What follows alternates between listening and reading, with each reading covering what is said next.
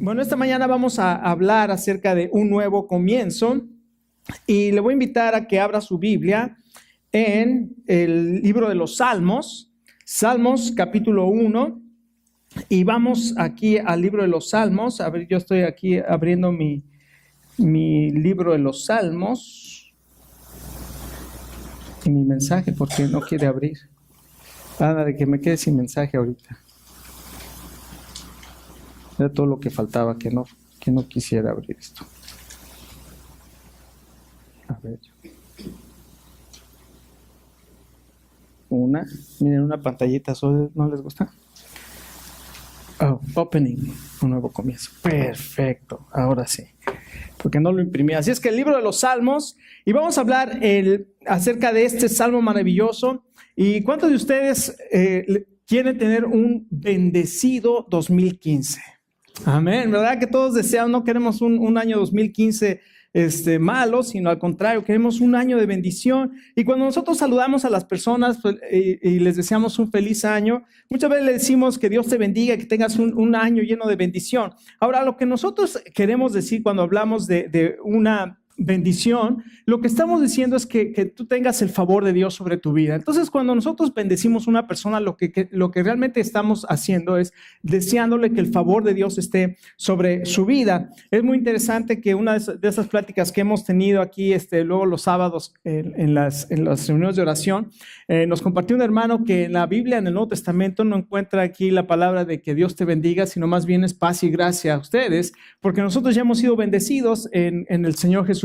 En Efesios capítulo 1 dice que ya hemos sido bendecidos con toda bendición espiritual. Entonces ya tenemos la bendición de Dios y ahora cuando saludamos a una persona le podemos desear bendición en el sentido de tener el favor de Dios sobre de él y además poder desear buenas cosas, salud y tantas otras cosas. Pero bueno, durante 2000 años y más, esta palabra Nuevo Testamento, cuando leemos el Nuevo Testamento se escribió entre el año 50, 47 por ahí, las primeras cartas, hasta el año 100, la última carta que fue del apóstol Juan, el Apocalipsis.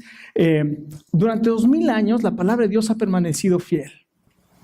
La palabra de Dios no pasará. El Señor Jesucristo dijo, el cielo y la tierra pasará, pero mi palabra no pasará. 750 años antes de Jesucristo, el profeta Isaías, inspirado por el Espíritu Santo, dijo que también el mundo pasa, pero que la palabra de Dios permanece para siempre. Así es que uno de los principales propósitos para el año, para cada uno de nosotros, y mi deseo para ustedes y para mí, es que podamos permanecer en la palabra de Dios, porque la palabra de Dios es fiel. Y no solamente permanecer en la palabra de Dios, sino permanecer en la presencia de Dios. Y esta mañana vamos a hablar de cómo tener un año de bendición, no solamente un año de bendición, sino una vida de bendición. Por eso el mensaje se llama La vida de bendición. ¿Cuál es la vida que Dios bendice? ¿Cómo nosotros podemos tener una vida de bendición? Si nosotros pensamos, bueno, tengo que ser bueno para que Dios tenga el favor sobre de mí o para que gane recuerden, ninguno de nosotros podemos ganar el favor de Dios. Nadie puede ganar el favor de Dios. La gracia de Dios se llama gracia porque es gratuita, porque es un regalo. Entonces Dios es bueno porque Él quiere ser bueno con nosotros, no porque lo merezcamos, sino por su bondad y por su misericordia. El salmista, uno de los salmos, el salmo, creo que es el 103, dice, Dios no nos ha pagado conforme a nuestras iniquidades, ni ha hecho con nosotros conforme a nuestras maldades, sino al contrario, como está lejos el oriente del occidente, ha hecho alejar de nosotros nuestros pecados, y cuán alto está el cielo y la tierra, así ha quitado de nosotros nuestras iniquidades. Entonces vemos que es un Dios que es un Dios misericordioso y es un Dios de gracia, y Él nos da su gracia porque Él desea darnos gracia. Ahora, en respuesta, no para ganar el favor de Dios, sino en respuesta a la gracia de Dios, es que nuestro anhelo y nuestro deseo debe ser vivir una vida que le agrade al Señor. Y el Salmo 1 nos da los principios, nos da los consejos de cómo vivir esa vida que sea una vida de bendición y una vida que pueda tener esa bendición de Dios. Así es que una de las cosas que vamos a reconocer en este salmo es que solo hay dos tipos de personas. Para Dios solamente hay dos tipos de personas y lo vamos a ver en este salmo: los justos y los malos. En la primera parte del salmo vamos a ver que habla de los justos, después vamos a ver a partir del verso 4, habla del camino de los malos y al final nos da una conclusión acerca de qué va a suceder con el camino del justo y el camino del malo. Así es que en primer lugar, para tener una vida de bendición, si usted quiere tener una vida de bendición este próximo año, una vida llena de la bendición de Dios, del favor de Dios, recuerden, no porque usted se lo gane, sino porque usted está agradecido por Dios, ¿qué necesita hacer? Bueno, en primer lugar, mire lo que dice el Salmo 1. Lo voy a leer, así es que si me acompañan en la lectura, Salmo 1, si no trae Biblia, ahí a lo mejor una persona que está cerca de usted tiene la Biblia, y si no, ponga mucha atención a la lectura y trate de memorizarse este salmo. Y se va a decir, ¿qué? Sí, trate de memorizar este salmo, porque es una bendición para su vida. No nada más en la primera lectura de hoy, ¿verdad? Pero haga una práctica en memorizar este salmo. Recuerden, los salmos son cantos que fueron inspirados por Dios, y en este caso la mayoría de ellos fueron escritos por el rey David. Y el rey David lo que plasmaba en los salmos eran las emociones. Aquí encontramos todas las emociones que tiene una persona. Y dice aquí la palabra de Dios en Salmo capítulo 1, bienaventurado. La palabra bienaventurado quiere decir dichoso, feliz. Bienaventurado el varón, o la persona, el ser humano, la persona, que no anduvo en consejo de malos, ni en camino de pecadores, ni en silla de escarnecedores se ha sentado, sino que en la ley de Jehová está su delicia, y en su ley medita de día y de noche. Será como árbol plantado junto a corrientes de agua, que da su fruto a su tiempo, y su hoja no cae, y todo lo que hace prosperará. No así los malos, que son como el tamo que arrebata el viento. Por tanto, no se levantarán los malos en el juicio, ni los pecadores en la congregación de los justos, porque Jehová conoce el camino de los justos, mas la senda de los malos perecerá. En primer lugar, es bien claro el salmista, David en este caso, cuando dice, el varón que va a ser bendecido, el varón que va a tener el favor de Dios, y además que va a tener la dicha, la felicidad en su vida, porque esa palabra bienaventurado quiere decir dichoso, es el varón o es la persona que no anduvo en consejo de malos. Es decir, lo que una persona que va a recibir y que va a gozar del favor de Dios es una persona que en respuesta a la gracia de Dios sigue el camino de los justos. Aquí habla de dos caminos, recuerde, el justo y más la senda de los malos perecerá. Los justos y los malos. Seguir el camino de los justos. En este caso, ¿qué quiere decir esto de seguir el camino de los justos? Bueno, para poder seguir el camino de los justos, en primer lugar, lo que cada uno de nosotros necesitamos hacer es tener una relación correcta con Dios. No estamos hablando de una religión, no estamos hablando de ir a la iglesia cada 8 días, no estamos hablando de hacer buenas obras, eso no es tener una correcta relación con Dios. Lo primero que necesita una persona es tener una correcta relación con Dios. Imaginémonos un matrimonio donde el esposo y la esposa viven abajo de un mismo techo, pero no se hablan. Cada quien hace lo que se le pega la gana, no hay comunicación, pero según ellos viven casados.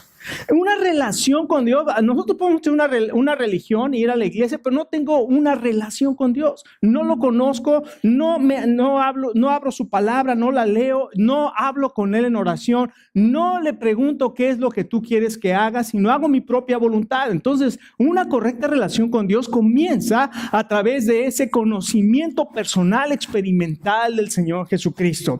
Tenemos un ejemplo maravilloso en la palabra, tenemos muchos ejemplos maravillosos en la palabra de Dios, pero uno de ellos es el apóstol Pablo. El apóstol Pablo era un hombre sumamente religioso, era un fariseo, y él lo dice en la carta a Filipenses: yo era israelita, circuncidado al 8º día, hebreo de hebreos, en cuanto a la ley fariseo, en cuanto a celo, perseguidor de la iglesia. Y dice, pero cuantas cosas eran para mí ganancia, las estimé ahora como pérdida, por el amor del conocimiento de Cristo Jesús, mi Señor, por amor del cual lo he perdido todo y lo tengo por basura para ganar a Cristo. ¿Qué pasó con este hombre? Aunque tenía su religión, aunque era sumamente celoso, llegó un momento en que en su anhelo por deshacer la religión que para él estaba equivocada, que eran los cristianos, perseguía a los cristianos, y un día en ese camino a Damasco, de pronto le aparece una luz, lo deja ciego y escucha una voz que le dice: Saulo, ¿por qué me persigues? Y él, preguntándose, dijo: ¿quién eres, Señor? Dijo: yo soy Jesús, a quien tú persigues. ¿Cuántos de nosotros hemos tenido ese encuentro personal con Jesucristo? A lo mejor somos religiosos, vamos a la iglesia, tenemos nuestra religión, pero nunca hemos tenido un encuentro personal con Jesucristo donde escuchamos su voz, escuchamos su palabra y donde le decimos: Señor, ¿qué quieres que yo haga? Y el Señor Jesús nos va a dejar saber en su palabra lo que Él quiere que nosotros hagamos. Y lo primero que Él quiere que nosotros hagamos es que creamos en su Hijo Jesucristo. Juan, el Evangelio de Juan, dice en el capítulo 20, dice: muchas cosas hizo el Señor Jesús que no se han escrito. Si hubieran escrito, no cabrían en todos los libros. Dice: pero estas se han escrito para que ustedes crean que Jesús es el Hijo de Dios y para que creyendo tengan vida en su nombre. La voluntad de Dios para nosotros es que creamos en el Hijo de Dios Jesucristo, que acabamos de celebrar su nacimiento milagroso de la Virgen María en el pesebre de Belén, y celebramos el gran nacimiento, pero a veces nos olvidamos del Rey, del Señor que nació en ese pesebre, que debe ser nuestro Señor. Entonces, en primer lugar, nosotros necesitamos una correcta relación con Dios. Una persona puede tener una vida dichosa bajo los principios de Dios. Y aquí en la palabra de Dios encontramos quién es Dios. Aquí sabemos quién es Dios. Aquí no nos imaginamos ni pensamos de que yo creo en Dios a mi manera, porque el creer en Dios a mi manera no es el Dios que está en la palabra de Dios. No es el Dios que se revela a sí mismo a través de su palabra. Cuando leo la Biblia, comienzo a conocer quién es Dios, quién es verdaderamente Dios y qué es lo que Dios quiere. Así es que es interesante notar que la vida dichosa, la vida bendecida, no solamente comienza con una correcta relación con Dios, sino que tiene que ver con rechazar esas costumbres desviadas. Entonces nos relacionamos correctamente con Dios, y luego aquí dice que no debemos andar en los caminos de los malos. Fíjense cómo dice: rechaza las costumbres o los caminos de los malos. Y hay tres cosas que dice aquí. ¿Ya vio las tres cosas? Vea otra vez el verso 1 y vea estas tres acciones que habla aquí. No estuvo en camino de pecadores y no se ha sentado en silla de escarnecedores. En otras palabras, imagínese esta imagen: un hombre caminando en el camino, y comienza a caminar por un camino de malos, y en ese camino de malos comienza a escuchar los consejos de los malos, y en lugar de seguir su camino, llega un momento en que ¿qué? Se detiene. Y al comenzar a detenerse, comienza ya a tomar y a vivir y a llenarse del consejo de los malos. Y finalmente la tercera acción, que es: se sienta. Ya no solamente camina, ya se detuvo y ahora se sienta. El detenerse en los caminos de los malos es haber aceptado, es haber escuchado, aceptado, y ahora ya comienza a vivir de esa manera. Comienza, el andar en el consejo de malos tiene que ver con las decisiones que tomamos cada día. El malo es la palabra que significa criminal. Es la actitud de yo soy primero, es la actitud de que ya lo voy a hacer ahorita porque quiero hacerlo, y además voy a hacer lo que a mí me gusta. Además, el pararse en camino de pecadores habla del compromiso que hacemos en cuanto a ciertas cuestiones de la vida, las creencias, las conductas que se toman, y después sentarse en la silla de escarnecedores es la actitud del corazón, ya la disposición de nuestra vida, y esa palabra escarnecedor o blasfemo literalmente habla de una persona que hace muecas y que habla con arrogancia, se convierte en una persona arrogante. Así es que si nosotros queremos tener una vida bienaventurada, una vida dichosa, ten cuidado cómo te comportas, y finalmente ten cuidado de quién te rodea. Ten cuidado de quién te rodea y ten cuidado de cómo te comportas. En el libro de Proverbios, Bueno, creo que lo voy a decir esto más adelante, pero a lo mejor me estoy adelantando al mensaje. En el libro de Proverbios, el hijo de David, el que escribió este salmo, da los consejos más maravillosos para tener sabiduría. Y los primeros capítulos del libro de Proverbios son puros consejos para adquirir sabiduría. Y uno de esos consejos es el consejo de un padre a su hijo que le dice: si los malos te dijeren, ven con nosotros, vayamos a derramar sangre, vayamos a hacer lo malo, no vayas con ellos. ¿Se imagina si nuestros padres o cuando nuestros padres nos estaban educando nos decían estas cosas? Y si desde pequeños nosotros comenzamos a escuchar el consejo de Dios, qué maravilloso es que al final, después de escuchar el consejo de nuestros padres, que viene el consejo de Dios, vamos a evitar esas malas compañías que finalmente nos van a llevar a rebelarnos contra Dios. Así es que tenemos que evitar esas malas compañías. En segundo lugar, no solamente dice, sino que en la ley de Jehová está su delicia. No solamente es rechazar, no solamente es tener una relación correcta con Dios, no solamente rechazar las costumbres desviadas, sino dice aquí que es permaneciendo en la palabra de Dios. Así es que en lugar de caminar, en lugar de detenerse y en lugar de sentarse con los malos, la persona dichosa, la persona bendecida va a permanecer en la palabra de Dios. Se va a enfocar en conocer a Dios y su palabra. Fíjese que nuestra mente tiene que ser constantemente renovada por la palabra de Dios, porque escuchamos los consejos del mundo. Imaginémonos, clásico, una pelea en un matrimonio. En el matrimonio, entonces se pelea y la esposa le llama a la tía Juanita. Y la tía Juanita le dice: yo que tú le hubiera agarrado con la olla el cazo y le doy en la cabeza. Porque eso que te hizo. Y uno piensa, no, pues es el consejo, ¿no? Pero la palabra, ¿qué dice la palabra de Dios en cuanto a consejo? ¿Qué dice Dios? ¿Dios sería lo que me aconsejaría? Yo que no me iba ya, en este momento agarra tus cosas y vete. Eso es lo que la palabra de Dios dice. ¿Por qué no mejor buscamos el consejo de la palabra de Dios? Claro, todas estas cosas nos pasan constantemente y tenemos que tener cuidado en el consejo de quién buscamos el consejo. Entonces necesitamos permanecer en la palabra de Dios. Y dice aquí que nos deleitemos en la palabra de Dios. Déjame preguntarte esta mañana, ¿puedes pensar en algo en lo cual te deleitas todos los días? ¿Qué es el deleite de tu vida? ¿Qué es lo que te hace vibrar cada día? ¿Qué es lo que te da pasión en tu vida? Dice aquí que la palabra de Dios debe ser la pasión de nuestra vida, el deleite de nuestra vida. Buscar la palabra de Dios, el consejo de Dios como el deleite de nuestra vida. Por ejemplo, hay gente que se deleita en la música, ¿no es verdad? Digo, yo me deleito en la música y por eso estoy allá metido, porque cuando falta un músico no... Aprovecho la oportunidad porque me apasiona la música. Entonces, es una de las cosas que le apasiona. ¿Qué le apasiona la lectura? Hay gente que le apasiona la lectura. Entonces, esas cosas que le apasiona, diga, bueno, yo quiero que llegar a ese punto donde me apasione también la palabra de Dios. Si te deleita entonces la palabra de Dios, ¿sabes cómo lo vas a hacer? Meditando en la palabra de Dios. Ese meditar en la palabra de Dios es el proceso de digerir, de masticar la verdad de la palabra de Dios, de meditar en ella. Y dice aquí sino que en la ley de Jehová está su delicia y en su ley medita. ¿Cuándo? De día y de noche.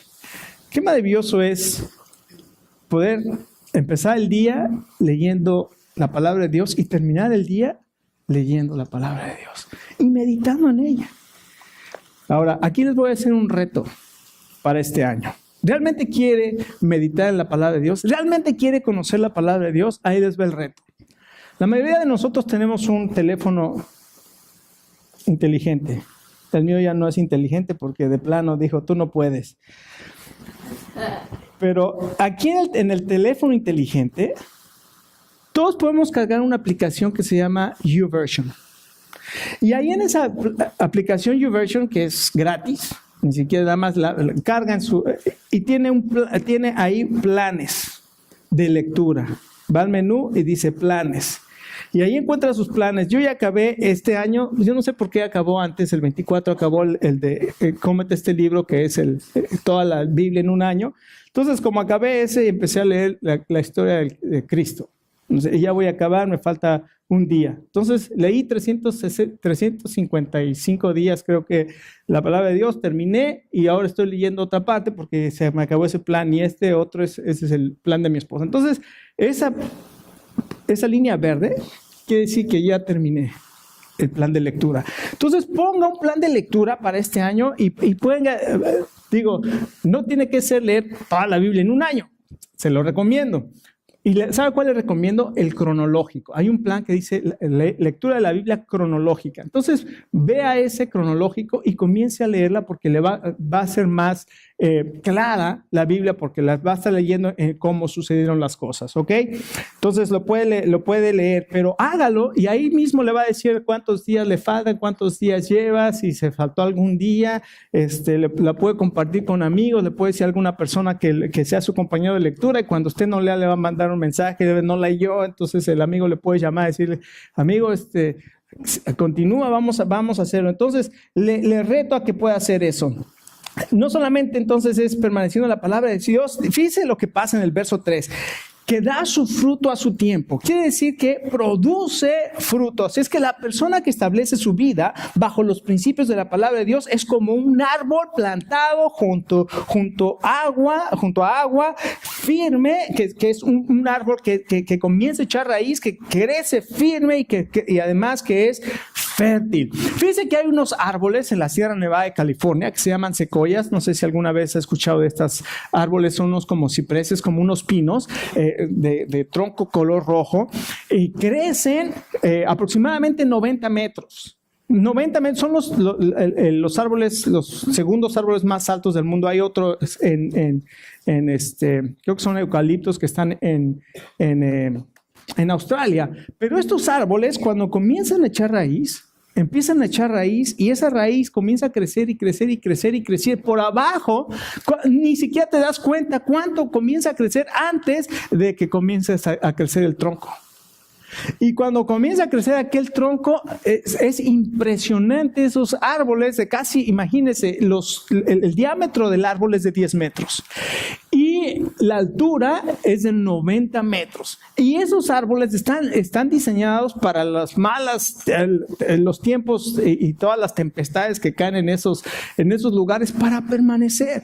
Una persona que establece su vida con los principios de la palabra de Dios va a comenzar a echar raíz, y después va a comenzar a crecer y crecer, y después va a comenzar a dar fruto. ¿Y cuál es el fruto? Amor, gozo, paz, paciencia, benignidad, bondad, fe, mansedumbre y templanza. Y eso quiere decir control propio. ¿Se imagina cuando alguien viene y le grita y usted tiene el fruto del Espíritu Santo y no se enoja?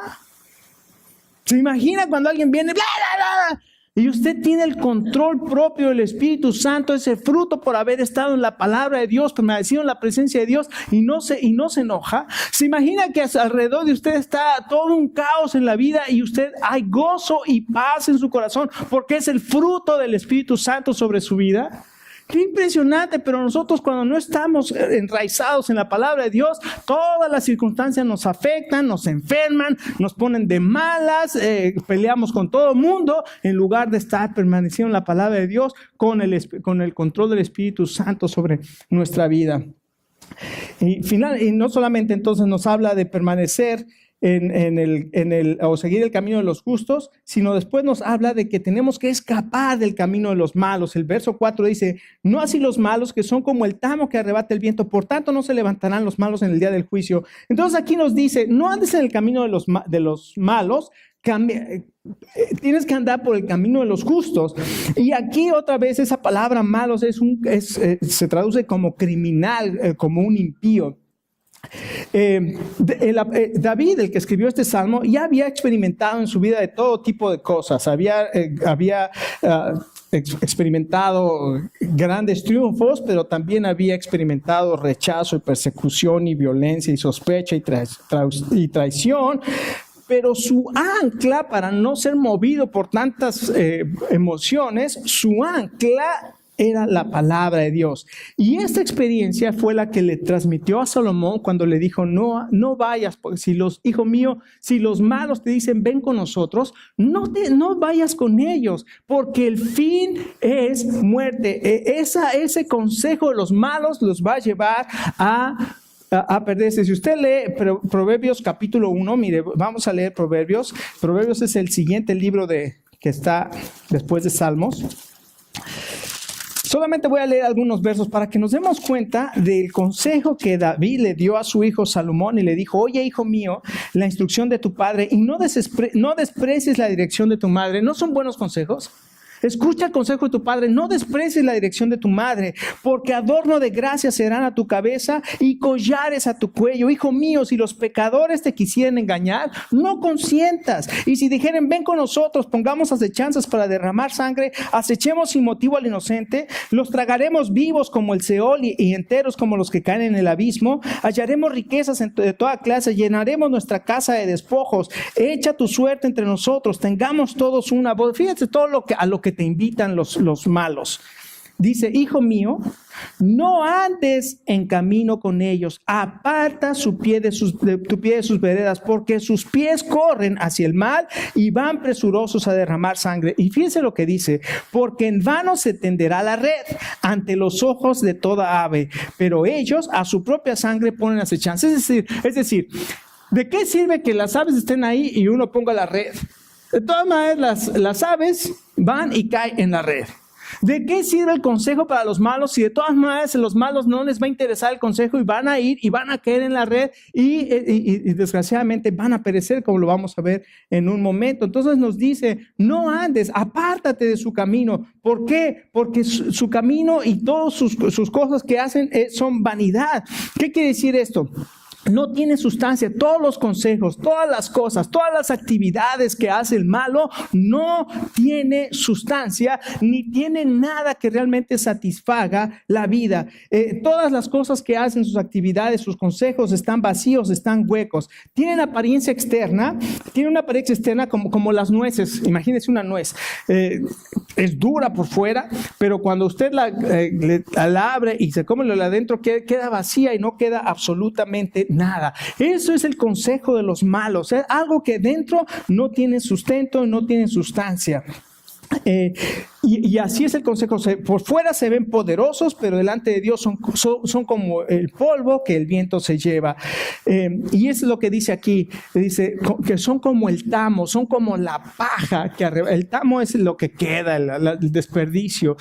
Son como el viento que son como el tamo, la paja que llega el viento y se la lleva. No queda absolutamente nada. ¿De qué le sirve, por ejemplo, a una persona que busca el dinero y anhela los millones? Puede ganar sus millones, pero sin Dios su vida no tiene sentido. Sus millones no tienen sentido. Puede tener todos los títulos educacionales que quiera y llamarse el doctor fulano y sutano, pero sin Dios de nada le sirve. ¿A dónde lo va a llevar todas sus borracheras y todos los placeres y todas las amantes y todas las chismes y todas las cosas? ¿A dónde lo va a llevar? Esa persona es feliz cada vez que se mete a un bar y se pone borracho y trata de encontrar una persona para llevársela o irse con ella. Va a ser feliz una persona que está buscando en los placeres de la vida, en la riqueza de la vida. Va a llegar un momento en que diga, ya estoy satisfecho, estoy feliz, estoy gozoso. ¿Sabe qué? La experiencia de todos los que hemos pasado por eso es cada vez nos sentimos más hundidos en un hoyo donde no podemos salir. Ese es el camino de los pecadores. Nunca vas a encontrar satisfacción. Y dice la palabra de Dios, sus caminos son vanidad y además sus caminos no van a permanecer. Dice el verso 5. Dice el verso 5, por tanto no se levantarán los malos en el juicio ni los pecadores en la congregación de los justos. Ellos no van a poder permanecer. Dios ha establecido un día que va a juzgar a cada persona. Y usted conoce ¿cómo se llama ese día? ¿Cómo se llama ese día donde Dios va a juzgar a todos los malos? El día del juicio o el juicio final. Todos nosotros hemos escuchado hablar de eso. Cada persona sin Cristo, no estoy hablando cada persona, muchos van a ser bien religiosos, van a estar ahí con todos sus títulos religiosos y con todos sus certificados, pero sin Cristo. Y van a estar ahí, delante de la presencia de Dios, y Dios los va a juzgar y les va a decir, mira, en tal fecha tuviste tal pensamiento contra tal persona, en tal fecha hiciste tal y tal cosa, en tal fecha dijiste todas estas mentiras, en tal fecha hiciste todo, y va a pasar ahí la película de nuestra vida. Y nos vamos a quedar sin habla, bueno, se van a quedar sin habla, gracias a Dios, el Señor Jesucristo ha pagado por mis pecados y yo lo creo y se lo he pedido y en su misericordia Él me ha perdonado. Pero las personas que no aceptan el perdón de Jesucristo y que no creen, van a tener que enfrentar este juicio. Y después de que hayan pasado todas estas cosas, la última pregunta que el Señor Jesucristo les va a ser la siguiente. Y es donde ya no va a haber absolutamente nada más que hacer. Después de todo esto que has visto, que te he demostrado, que tú pensaste que eras bueno, o que no eras tan malo como otros. Aquí está demostrado, esto es mi estándar, aquí llegaste. Aquí tenías que llegar, aquí llegaste. ¿Qué tienes que decir a eso? ¿Eres culpable o inocente? Y cada persona va a tener que aceptar y decir, soy culpable. Y el Señor le va a preguntar, ok, ¿qué hiciste con mi hijo Jesucristo? A quien envié a nacer en ese pesebre de Belén, a quien celebraste tantas veces, brindando con tus amigos, pegándote unas borracheras en el baile. ¿Qué hiciste con mi hijo Jesucristo? Lo despreciaste, pisoteaste su sangre derramada en la cruz, te burlaste de él, te burlaste de te burlaste la palabra de Dios, mi palabra, diciendo que la habían escrito los hombres, te burlaste. ¿Qué hiciste con mi hijo Jesucristo? Y no va a haber manera de defender. Escuchen. Ahora, yo no estoy diciendo esto para espantar a nadie, sino al contrario. Le estoy diciendo para que tenga conocimiento, porque Dios quiere que nosotros tengamos conocimiento de las cosas que van a suceder. Por eso las puso aquí. Dice Apocalipsis 21:8. Luego vi un gran trono blanco y a alguien que estaba sentado en él. De su presencia huyeron el cielo y la tierra sin dejar rastro alguno.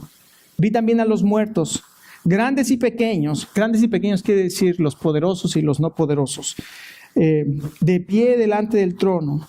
Se abrieron unos libros y luego otro libro que es el libro de la vida. Los muertos fueron juzgados según lo que habían hecho conforme a lo que estaba escrito en los libros. Ahí ya está escrita tu vida, ahí está todo registrado y los muertos fueron juzgados de acuerdo a lo que estaba escrito.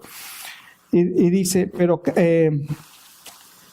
el mar devolvió a sus muertos, la muerte y el infierno devolvieron los suyos, y cada uno fue juzgado según lo que había hecho.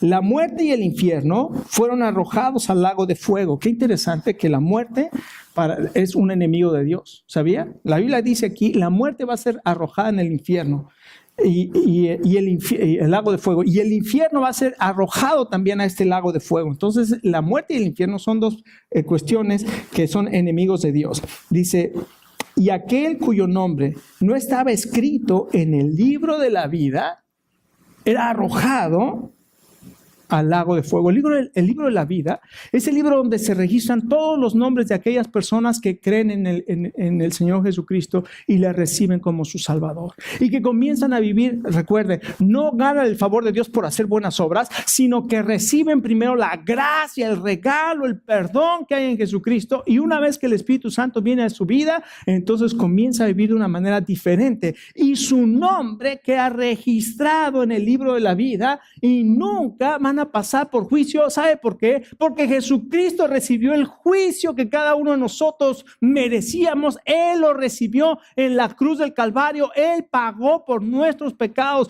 Toda la ira de Dios que iba a ser derramada sobre nosotros, el Señor Jesús tomó nuestros pecados sobre sí mismo y fue a la cruz y recibió el castigo y la paga por nuestros pecados. Y por eso ahora tenemos un documento legal que está puesto en la cruz donde dice: la deuda está cancelada de todos aquellos que hemos creído en el Señor Jesucristo. Y finalmente dice que el fin de estos dos caminos, el verso 6. el justo permanecerá. Dice el verso 6 del Salmo 1, si alguien lo tiene porque ya se me perdió. Aquí está, el Salmo 1, verso 6 dice, porque Jehová conoce el camino de los justos. Ellos van a permanecer. Aquí dice que Dios conoce el camino de los justos. En otras palabras, Dios te conoce por nombre. Sabe de dónde vives, sabe lo que hablas, sabe lo que te gusta. Y cuando tú decides seguir el camino de los justos, Dios te conoce. Ahora, nosotros podemos conocer muchas personas, pero a ninguno lo puedes conocer como conoces a tus hijos. Puedes conocer a muchas personas, pero a tus hijos los conoces perfectamente. Dios conoce a sus hijos. Y un verso en la palabra de Dios que es el que más temor me da, está en el Evangelio de según San Mateo, capítulo 7, verso 21, donde vienen unos con el Señor Jesucristo y le dicen, el Señor Jesucristo dice, muchos me van a decir en aquel día, Señor, Señor, qué bueno que viniste, qué bueno que viniste. Porque nosotros hablamos en tu nombre, nosotros llevamos comida a los pobres, nosotros hicimos, hasta milagros hicimos en tu nombre, Señor. Y nosotros íbamos a la iglesia todos los domingos. Y el Señor Jesucristo les va a decir en aquel día, nunca los conocí, apártense de mí, hacedores de maldad. Y uno dice, ¿cómo? ¿Por qué? Porque esas personas nunca conocieron al Señor Jesucristo en verdad. Todo lo hacían por querer ganar el favor de Dios y seguir caminando sus caminos, pero realmente nunca llegaron a ese punto de querer hacer la voluntad de Dios y de aceptar el regalo, el perdón del Señor Jesucristo. Y el perdón está disponible para todos nosotros porque Él ya murió en la cruz, Él ya vino y nació de la Virgen María en el pesebre de Belén, pero no se quedó en el pesebre, creció y comenzó su ministerio a los 30 años de edad y comenzó a predicar, arrepiéntanse porque el reino de los cielos se ha acercado, y comenzó a enseñar los principios del reino en Mateo 5 y Mateo 7, comenzó a hacer muchos milagros, comenzó a sanar y perdonar a las personas que la gente jamás pensó que podía perdonar. El Señor Jesucristo los perdonaba, los sanaba, y después los religiosos se pusieron en contra de Él porque no seguía sus deseos, y el Señor Jesucristo venía a enseñar los principios del reino, y después decidieron vamos a matarlo, y entonces se juntaron para matarlo y lo mataron. Y el Señor Jesucristo murió en la cruz llevando nuestros pecados, fue sepultado y al tercer día resucitó de los muertos. Y hoy estamos aquí porque el Señor Jesucristo resucitó de los muertos, y desde hace 2000 años Él está vivo y sigue rescatando y cambiando las vidas de las personas que creen el mensaje, que reciben al Señor Jesucristo, y Él transforma sus vidas. ¿Qué sucede con el malo? El justo va a permanecer, pero el malo, dice, va a perecer. Una vez más, la palabra de Dios nos afirma que el malo va a perecer. Una de las cosas más impresionantes que podemos pensar, el año pasado mi esposa y yo tuvimos la oportunidad de viajar a Roma, y es impactante ver los lugares donde el apóstol Pablo estuvo. Ahora, Pablo fue allá porque lo llevaron preso, y Pedro fue allá también para morir. Y llegaron ahí, y el primer impacto que salir y ver el Coliseo Romano, me puse a llorar, ver el arco de Tito, el que destruyó Jerusalén, y ver ahí la imagen de cómo estaban saqueando Jerusalén, la imagen grabada en ese arco, me puse a llorar porque el Señor Jesucristo dijo, de cierto les digo que no quedará piedra sobre piedra que no sea destruido. En el año 33 lo dijo, en el año 70 llegó Tito y destruyó toda la ciudad de Jerusalén, cumpliendo las palabras del Señor Jesucristo. Entonces uno ve todas esas cosas, pero tuvimos la oportunidad de ir a la Basílica de San Pedro. En ese lugar, cuando murió Pedro, dice la tradición que murió crucificado boca abajo, y no nada más. Juan, capítulo 22 de Juan, dice que el Señor Jesucristo le dijo, que dándole a entender de qué muerte iba a morir, o sea, de crucifixión, lo dice el apóstol Juan. Ahí fue crucificado boca abajo, y ahí murió, y ahí lo sepultaron. Y en la tumba de Pedro hicieron la primera basílica de San Pedro. Y después, en el año 1500, más o menos en el año 300, Constantino fue el que puso el que mandó a hacer esa primera basílica de San Pedro. Pero en el año 1500 y algo, uno de los papas llegó y dijo, quiten eso y vamos a hacer lo que hoy conocemos como la capilla o la Basílica de San Pedro. Déjenme preguntarle, ¿quién era el emperador de Roma cuando Pedro fue crucificado?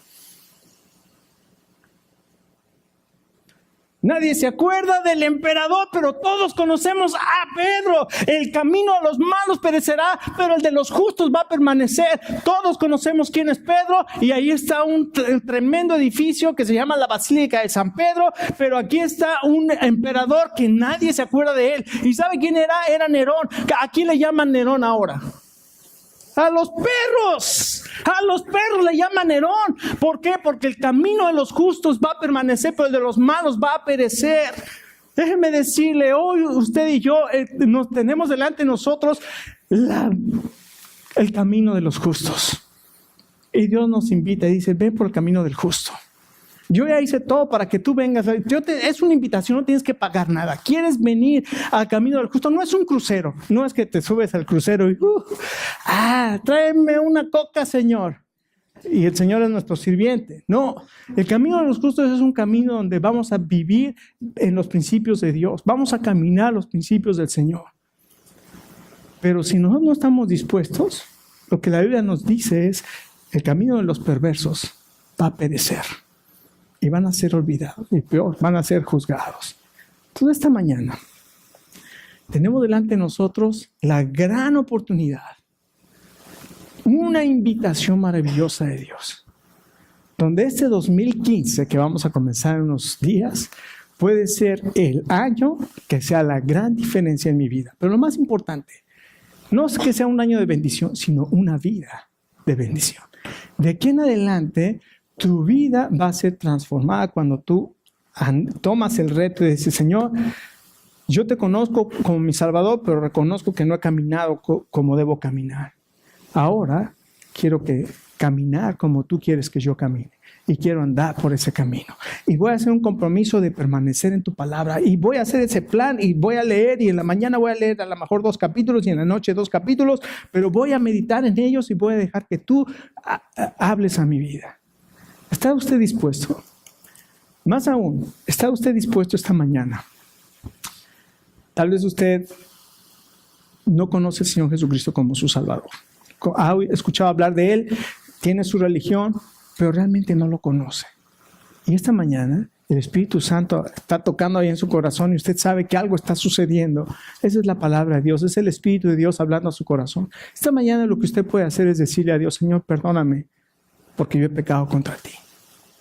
Perdóname, Señor. Yo creo que Jesucristo es tu Hijo y Él vino a morir por mis pecados. Señor Jesús, perdóname.